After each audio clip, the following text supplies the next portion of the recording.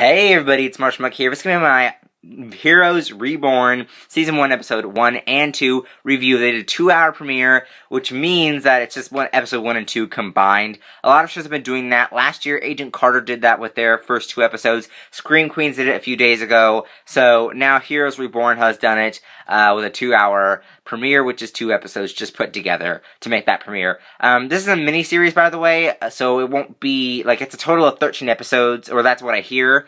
So, we're almost there. We're almost done with that. So, I thought it would be a little bit longer, but that's okay, because, if any other show pops up that I want to review, I can review it, because this one won't be as long. So, I am super excited to talk about this. On a big update, I don't know much about Heroes, the original series, and I don't know much about Heroes Reborn and what's going on. So if I say some things that are just a little wacky and weird and are wrong, then don't go ballistic in the comments. I just don't know much about it. So, but now I'm thinking that by watching this show, I'll learn a little bit more. So, yeah, but let's get started. Wait, oops, I'm stupid. I was going to edit it, but I'm not actually editing this video. So let's get started. Let's really do that. Let's get started. Alright, so let's talk about, I'm not going to talk about, each thing that happened in the episode one by one. I'm actually going to talk about the characters first, their stories, and then go by each of their stories. And they'll kind of mesh together. So, just because it was a longer premiere. So let's get started. So first up, let's talk about Noah Bennett and Mr. Beard. The guy with the beard, I don't remember his name. I think his name was Quentin or something like that, but I'm going to call him Mr. Beard for this video. So, Noah and Mr. Beard. So, Noah, of course, 1 year ago, June 13th, he was on his way to meet his daughter, Claire, at the festival, or, whatever you want to call it, celebration, or whatever you want to call it, for Evos. Marvel has mutants, DC has metahumans, and they have Evos. So, Evos and Normos, normal people, living together in peace and harmony, until an explosion happened. Now, I think his name was Mohinder, or whatever his name was, I'm not really sure, but I think that's what his name from the original series was mentioned in this episode, or both episodes, I guess you could say, because they thought that he made the explosion that would kill the Evos at the celebration. But Mr. Beard shows up 1 year later. Noah thinks that Claire's dead in the explosion, so it's 1 year later.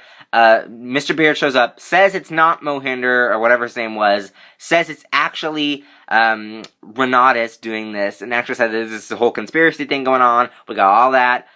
So then it ends up they going on this adventure. Mr. Beard gets arrested, Mr. Beard gets bailed out by Noah, they go on this big adventure, they head to the old building, they go down levels below, which is where the Zachary Levi's character and his wife are, but I'm not going to talk about that right now. They end up digging, they find some Evo files. After they find the files, they then get jacked by the couple after they escape, and they steal the car, and they go off. Noah finds out that Molly Walker, another Evo that's been captured, they need her to help power the machine. That is going to be called the Epic Machine. That's going to be helping do some crazy, ginormous thing that's going to be, off the charts level, with just craziness. So yeah, Mr. Beard and Noah are now setting their sights on trying to go help Molly and rescue her.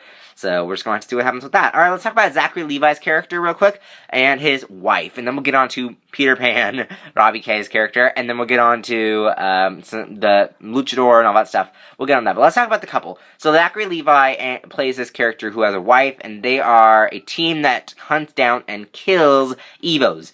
Now I'm going to kind of mix this up together. But Zachary Levi's character was in the sort of meeting with all these Evos and ends up killing all of them before, or after Robbie K's character Tommy leaves. So Tommy's left, Peter Pan, Tommy has left, and Zachary Levi's character is still here. So, yeah. But anyway, so he kills all of the Evos. I keep wanting to say metahumans, but it's Evos. He kills all of the Evos, and so that's where that's going. But, at a meetup, this is at the, I can't remember, the ice cream shop, I can't remember the name. I think it was Moe's or something like that, I don't remember. But they end up meeting there, and Peter Pan, which is Tommy. Robbie K played Peter Pan in Once Upon a Time, so that's why I'm calling him Peter Pan. He was really great in that role. If you guys want to see more more Robbie K, just check out him in Once Upon a Time as Peter Pan. Solid performance. Anyway, let's get back to what I was saying. Anyway, at the ice cream parlor, diner, whatever you want to call it,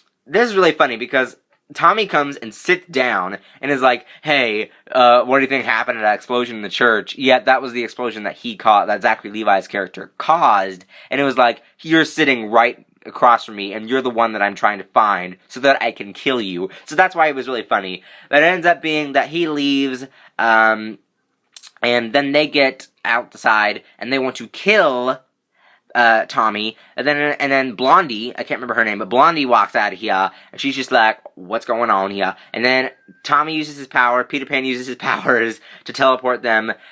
He doesn't know where they go. So then they teleported to a room that Tommy actually lived in a long time ago as a child. They teleport there, and they can't find their way out. They end up, time after time, they shoot the lights out, find a secret window, bust it out, and then steal the car from Noah and Mr. Beard. They end up driving off, finding the list of Evos and where they live and all that stuff. So, yeah, that can only go downhill from there. Next up, let's talk a little bit more about Tommy, a.k.a. Peter Pan, and let's talk about Blondie and the Jock. So he is in Illinois, whatever you want to call it, and he's going to school, and he sees Blondie and her boyfriend, the Jock, and so, I'm just making up a bunch of nicknames. I don't know the characters' names so far, but I will get to know them.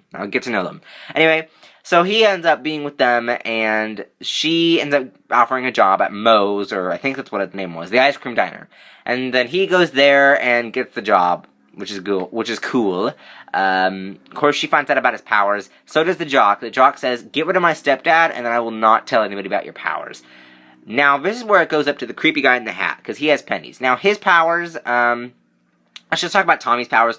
Tommy's powers are making things disappear, which is going to be really fun. I think that these powers are written as they are going to be using these powers in useful form once they go up against Renatus or whoever they're going up against later on in the series. So I think that what Tommy's power will be is probably just helping people get around. Like, they'll teleport, some of his friends, his Evos, to another place where they'll fight and, all that stuff. He's like a teleporter system. He's like a train system. He just takes these people, puts them over there. So that's what his powers will be. Now, the creepy guy with the hat, he has a briefcase full of pennies because his powers can only be used with pennies. He's the one who gets rid of the stepdad. There you have it. That's what happens. And then Peter Pan, Tommy is kind of confused once the Jock comes up and says, hey, you got rid of my dad. And he's like, what? He's like, I don't remember that. So we're just going to have to wait and see what happens with that as well. But yeah, so that's pretty much the rundown of his character. Now, he's with Blondie, and he's trying to figure out who's sending him the text. That's the creepy guy in the hat, I assume, is sending him the text, trying to protect him, or whatever's trying to go on here. So, that's that. Now, let's move on to the Luchador, and then we'll move on to a few last things, with Miko and all that stuff. Let's start with the Luchador. So now, Luchador Man, which is the garage guy, the guy we saw in the garage, I think the other guy, the grown-ups guy's name is Carlos, the other one. I don't know for sure. I'm not knowing these names. But anyway, Luchador ends up dying, unfortunately. That was alcoholic guy's friend, because he used the pop and the alcohol. Yeah, that was his friend, or I think he was his family member. I'm not really sure. Like I said, I'm just, it was craziness. But anyway, he ends up, I think what this is going to be is like a Luchador pass the torch thing, where it's like the mask goes to the next person, and he would probably be the next person. I'm not really sure if that's going to happen, but he might become the next Luchador guy. I don't know. We're going to have to wait and see if he puts on the mask. But, I don't know. He has the mask, so we're going to have to wait and see if he actually puts it on. He's working with the priest, and the priest has mist powers he can go through. He's kind of like the mist from the Flash, but I think the mist from the Flash was a little poisonous, I think. I'm not really sure. But this guy's not poisonous. He just goes through things, which is actually pretty cool as well. But, yeah, so that's where that story is. The little kid that he was talking to has powers as well to go through walls. He's like Shadowcat from Marvel. So what I think what's going to happen with him is that once he teams up with everybody, he's going to be the one who goes through walls, unlocks doors, things like that. If, like, they ever needed him to do that. Like, if the other guy never needed him to do that, that's where they'd go. But that story will only get more interesting from the Luchador. I hope he puts on the mask. I want to see what's going on, vigilante style. Next up, let's talk about Miko. Now, this story is my least favorite out of all of them. These 2 episodes, I guess you'd call it.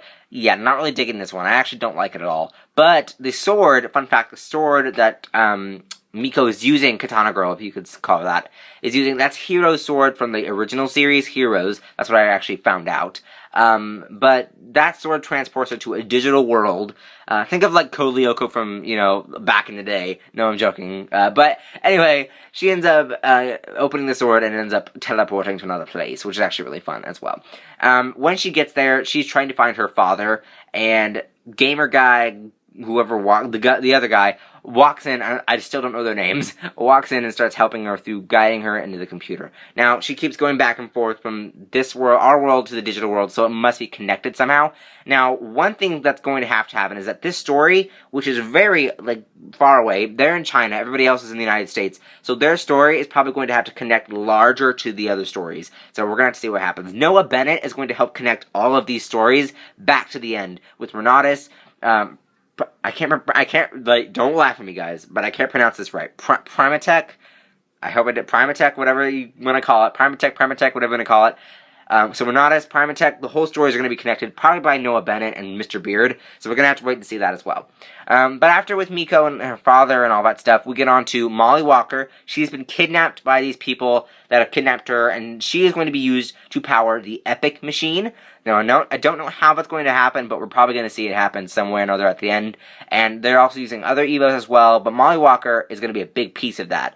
Also, we don't know for sure if Claire is dead. I can't talk.